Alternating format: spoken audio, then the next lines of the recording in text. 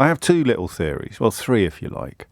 One is that the fact that I'm sitting here as a broadcaster on a national radio station, an enjoyer of some popularity, and I don't really know my way around this subject, and I should. But the fact that I don't, I think, is indicative of our education system.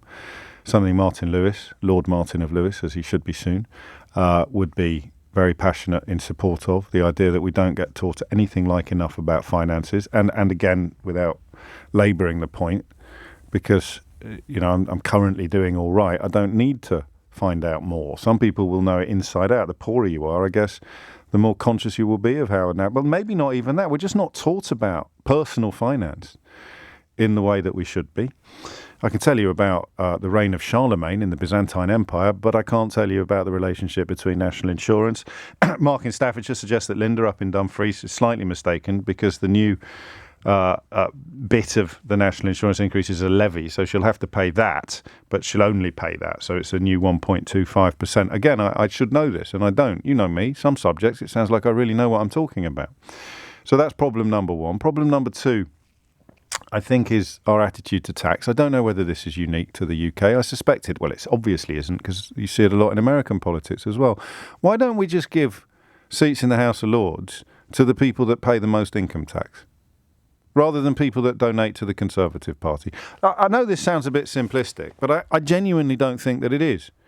I really think that this is a good idea. I think you should be banned from getting a peerage if you've donated to a political party, and you should be guaranteed a peerage with some checks and balances, just to make sure that you haven't made all your money selling, orphans' kidneys or something like that. The more people... I remember Alan Sugar put his income tax... He's a curious character, Sugar. I wouldn't call myself an unalloyed fan of his style or his public pronouncements. But I do remember seeing a cheque he wrote, payable to HMRC. It was some eye-watering sum of money, and he's already in the House of Lords. But that would be good. We should celebrate people who pay the most tax. We should be proud to pay tax. We should be aware of the fact that it pays, particularly if you've got a few quid. You're paying to look after and to educate the children of people who haven't got a few quid. That idea of taxes somehow being... anyway, that would probably help a bit. So if we talk more about personal finance, if we lionised tax paying, turned it into something that people are proud of and people are rewarded for, instead of getting a seat in the House of Lords because you lend Boris Johnson your holiday home or you've donated 5 million quid to the Tory party, you should get a seat in the House of Lords if you can demonstrate you pay all income tax due in this country and don't avail yourself of any little offshore tricks. And I can't remember what the third bit was, but it's as good as the other two, so stay tuned.